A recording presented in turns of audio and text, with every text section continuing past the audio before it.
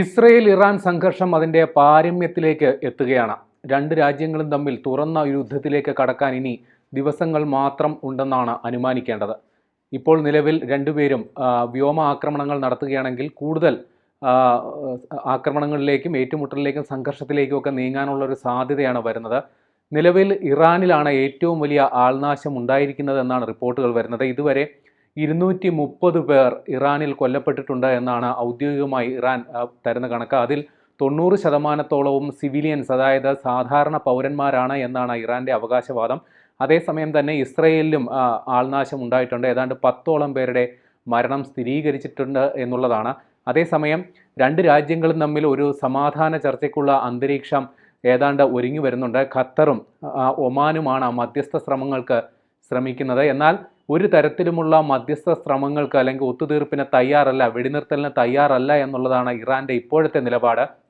എന്നാൽ ഇസ്രയേൽ ആക്രമണം കടുപ്പിക്കുന്ന ഒരു സാഹചര്യത്തിൽ ഒരു വെടിനിർത്തലിലേക്ക്, സമാധാനത്തിലേക്ക് എത്തിച്ചേരാൻ ഇറാൻ നിർബന്ധിതരാകുന്ന ഒരു സാഹചര്യം വിദൂരമല്ലാതാനും. എന്നാൽ ഇറാൻ്റെ ഇപ്പോഴത്തെ നിലപാട് ഇസ്രയേൽ ആക്രമണങ്ങൾക്ക് തക്കതായ മറുപടി കൊടുത്തതിന് ശേഷം മാത്രമേ ഏതെങ്കിലും തരത്തിലുള്ള വെടിനിർത്തലിലേക്കോ സമാധാന ചർച്ചകളിലേക്കോ കടക്കൂ എന്നുള്ളതാണ് ഇറാൻ്റെ ഇപ്പോഴത്തെ നിലപാട്. ഇതിനോടകം ഇറാൻ്റെ ആണവ കേന്ദ്രങ്ങളടക്കം എണ്ണപ്പാടങ്ങളടക്കം ഇസ്രയേൽ ആക്രമിച്ചു. അതുകൊണ്ട് തന്നെ ഇറാൻ്റെ നിലവിലെ ഒരു ശക്തി വളരെ ദുർബലപ്പെട്ടിട്ടുണ്ട് എന്നാണ് മനസ്സിലാക്കേണ്ടത്. അതേപോലെ തന്നെ തന്ത്രപ്രധാന സൈനിക താവളങ്ങളും ബാലിസ്റ്റിക് മിസൈലുകൾ സൂക്ഷിച്ചിരിക്കുന്ന കേന്ദ്രങ്ങളടക്കം ആക്രമിക്കപ്പെട്ടു എന്നുള്ള റിപ്പോർട്ടുകളും വരുന്നു. എന്നാലും ശക്തമായ തിരിച്ചടി ഇറാൻ നൽകുന്നുണ്ട് എന്നുള്ളതാണ് അവസാന നിമിഷവും കിട്ടുന്ന റിപ്പോർട്ട്.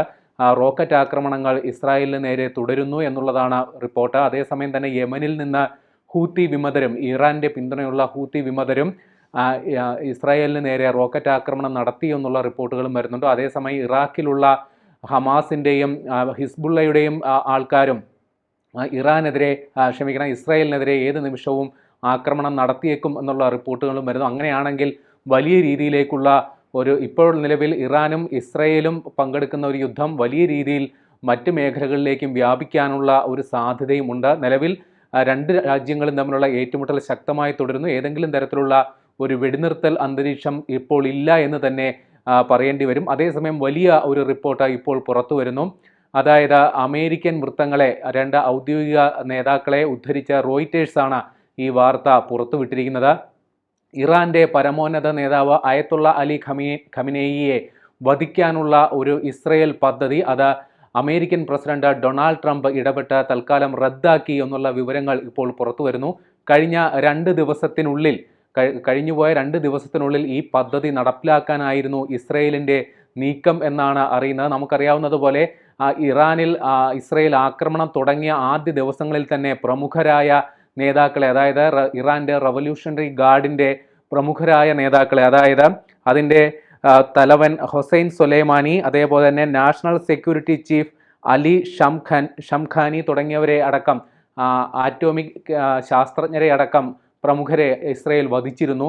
ഇന്നും കഴിഞ്ഞ ദിവസവും അവരുടെ ഇൻ്റലിജൻസ് മേധാവി മുഹമ്മദ് കാസിമിനെയും ഇസ്രയേൽ വധിച്ചു. സമാനമായി അയത്തുള്ള അലി ഖമനേയിയെയും വധിക്കാനുള്ള പദ്ധതി ഇസ്രയേൽ തയ്യാറാക്കി എന്നുള്ളതാണ് വിവരം. ഖമനേയിയെ കൃത്യമായി സ്കെച്ചിട്ട് വെച്ചിരിക്കുന്നു എന്നുള്ളതാണ് ഇസ്രയേൽ പ്രധാനമന്ത്രി ബെഞ്ചമിൻ നെതന്യാഹു ഡൊണാൾഡ് ട്രംപിനെ അറിയിച്ചത്. എന്നാൽ ട്രംപ് ഈ കാര്യത്തിൽ ബെഞ്ചമിൻ നെതന്യാഹുവിനെ പിന്തിരിപ്പിച്ചു എന്നുള്ള വാർത്തകളാണ് ഇപ്പോൾ വരുന്നത്. അതിന് ട്രംപ് നൽകുന്ന വിശദീകരണം, നിലവിൽ ഏതെങ്കിലും ഒരു അമേരിക്കൻ പൗരനെ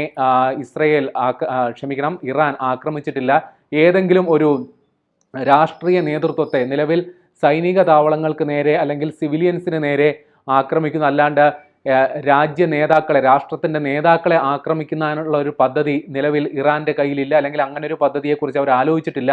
ആ ഒരു ഘട്ടത്തിൽ ഇത്തരത്തിൽ അവരുടെ പരമോന്നത നേതാവിനെ ആക്രമിച്ച് വധിക്കുന്നതടക്കമുള്ള പദ്ധതികളിൽ നിന്ന് പിന്തിരിയണമെന്ന് ഡൊണാൾഡ് ട്രംപ് ബെഞ്ചമിൻ നെതന്യാഹുവിനോട് ആവശ്യപ്പെട്ടു എന്നുള്ള റിപ്പോർട്ടുകളാണ് അന്താരാഷ്ട്ര മാധ്യമമായ റോയിറ്റേഴ്സ് അമേരിക്കൻ വൃത്തങ്ങളെ ഉദ്ധരിച്ച ഇപ്പോൾ പുറത്തുവിട്ടിരിക്കുന്നത്. എന്നാൽ ഇക്കാര്യം തള്ളാനോ സ്ഥിരീകരിക്കാനോ ബെഞ്ചമിൻ നെതന്യാഹു തയ്യാറായിട്ടില്ല. ഇതു സംബന്ധിച്ചുള്ള ചോദ്യങ്ങൾ ഇസ്രായേൽ പ്രധാനമന്ത്രി ബെഞ്ചമിൻ നെതന്യാഹുവിനോട് മാധ്യമങ്ങൾ ചോദിച്ചപ്പോൾ ഇത്തരത്തിൽ നടന്നതും നടക്കാത്തതുമായ നിരവധി ചർച്ചകളെക്കുറിച്ച് വാർത്തകൾ വരുന്നുണ്ട്. അക്കാര്യത്തിൽ ഞാൻ ഇപ്പോൾ ഒന്നും പറയാൻ തയ്യാറാകുന്നില്ല.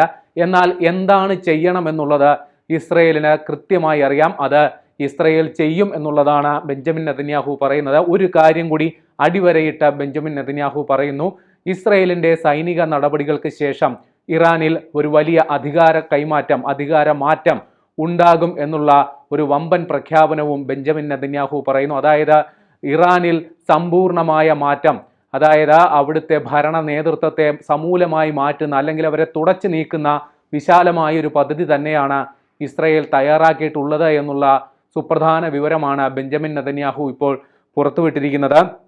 അതേസമയം തന്നെ വിശദമായ ആക്രമണത്തെ സംബന്ധിച്ച വിശദമായ റിപ്പോർട്ടുകൾ ഇപ്പോൾ പുറത്തു വന്നിട്ടുണ്ട്.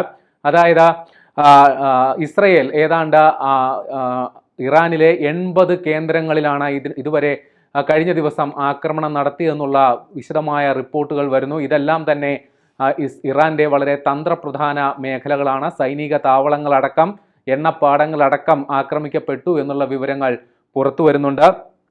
എന്നാലും ഏതെങ്കിലും തരത്തിലുള്ള ഒരു സമാധാന ചർച്ചകളുടെ ഒരു അന്തരീക്ഷം ഇപ്പോഴില്ല. നിലവിൽ അമേരിക്ക യുദ്ധത്തിൽ പങ്കെടുക്കണം എന്നുള്ളൊരു നിർദ്ദേശം അല്ലെങ്കിൽ ആവശ്യം ഇസ്രയേൽ മുൻപോട്ട് വച്ചിട്ടുണ്ട്. എന്നാൽ ഇതുവരെ അമേരിക്ക ഈ കാര്യത്തിൽ ഒരു നിലപാടെടുത്തിട്ടില്ല. ഒരു പക്ഷേ ഇസ്രയേലിൽ നടത്തുന്ന ഇറാന്റെ ആക്രമണങ്ങൾ ഫലപ്രദമാകുന്നില്ല എന്ന് കണ്ടാൽ ഉറപ്പായും ഇറാൻ ഇസ്രയേലിന്റെ സഖ്യരാഷ്ട്രങ്ങളെയോ അല്ലെങ്കിൽ അമേരിക്കയുടെ ഈ മേഖലയിലുള്ള മിഡിൽ ഈസ്റ്റിലുള്ള സൈനിക താവളങ്ങളെയോ ആക്രമിക്കാനുള്ള സാധ്യതയുണ്ട്. അങ്ങനെ ഏതെങ്കിലും ഒരു ആക്രമണത്തിൽ ഏതെങ്കിലും ഒരു അമേരിക്കൻ പൗരൻ കൊല്ലപ്പെടുന്ന സാഹചര്യം ഉണ്ടായാൽ അമേരിക്ക ഈ യുദ്ധത്തിൽ പങ്കാളികളാവാൻ നിർബന്ധിതരാകുന്ന ഒരു സാഹചര്യം ഉണ്ടാവും. അങ്ങനെയാണെങ്കിൽ ഇറാൻ ഇതുവരെ കണ്ടിട്ടില്ലാത്ത രീതിയിൽ അമേരിക്കയുടെ സകല സന്നാഹവും ഉപയോഗിച്ച് ഒരിക്കലും മറക്കാനാവാത്ത രീതിയിലുള്ള തിരിച്ചടി നൽകുമെന്ന് അമേരിക്കൻ പ്രസിഡന്റ് ഡൊണാൾഡ് ട്രംപ് കഴിഞ്ഞ ദിവസം പ്രഖ്യാപനം നടത്തിക്കഴിഞ്ഞു. നിലവിൽ അമേരിക്ക ഈ യുദ്ധത്തിന്റെ ഭാഗമല്ല. പക്ഷേ അമേരിക്കയെ ഈ യുദ്ധത്തിലേക്ക് വലിച്ചിഴയ്ക്കുന്ന ഒരു സാഹചര്യം ഉണ്ടായാൽ അതിന് മടിക്കില്ല, അത്തരത്തിലൊരു മറുപടി നൽകാൻ അമേരിക്ക മടിക്കില്ല എന്നുള്ള കാര്യം ഡൊണാൾഡ് ട്രംപ് വ്യക്തമാക്കി. നിലവിൽ അമേരിക്ക ഈ യുദ്ധത്തിൽ നേരിട്ട് പങ്കെടുക്കുന്നില്ലെങ്കിൽ പോലും ഇസ്രയേലിന് തന്ത്രപരമായ പിന്തുണ അമേരിക്കയുടെ ആ മേഖലയിലുള്ള സൈനിക കേന്ദ്രങ്ങൾ നൽകുന്നുണ്ട് എന്നുള്ളത് വ്യക്തമാണ്. അതുകൊണ്ട് തന്നെയാണ് ഇറാൻ അമേരിക്കയോട് ആവശ്യപ്പെട്ടത്, ഇറാഖിലെ വ്യോമ മേഖല ഇസ്രയേൽ ഉപയോഗിക്കുന്നത് അവസാനിപ്പിക്കണം. അതായത് ഇറാനിൽ ആക്രമണം നടത്താനെത്തുന്ന ഇസ്രയേൽ യുദ്ധവിമാനങ്ങൾ ഇറാഖിന്റെ വ്യോമ മേഖലയിലൂടെയാണ് പ്രവേശിക്കുന്നത്. അതുകൊണ്ട് അത് ഒഴിവാക്കി തരണമെന്ന് ഇറാൻ ആവശ്യപ്പെട്ടിട്ടുണ്ട്. പക്ഷേ ഇത് അമേരിക്ക നിലവിൽ അതിന് യാതൊരു നടപടിയും എടുത്തിട്ടില്ല. പക്ഷേ ഒന്നുണ്ട്, ഏതെങ്കിലും തരത്തിൽ അമേരിക്കയുടെ സൈനിക താവളങ്ങൾ ആക്രമിക്കുന്ന ഒരു സാഹചര്യം ഇറാൻ എടുത്താൽ ഉറപ്പായും വലിയ തിരിച്ചടി അമേരിക്ക നൽകും. ഇത് മുൻകൂട്ടി കണ്ടാണ് അമേരിക്കൻ പ്രസിഡന്റ് ഡൊണാൾഡ് ട്രംപ് സൈനിക താവളങ്ങളിൽ നിന്നും സൈനിക ബന്ധുക്കളെല്ലാം സുരക്ഷിത കേന്ദ്രങ്ങളിലേക്ക് മടങ്ങണം, അതായത് ഇസ്രയേൽ ആക്രമണം നടത്തുന്നതിന് മുൻപ് തന്നെയാണ് ഇത് പ്രഖ്യാപിച്ചതെന്ന് ഓർക്കണം. അതുകൊണ്ട് അമേരിക്ക ഇതിനുള്ള കളം ഇട്ടിട്ടുണ്ട്.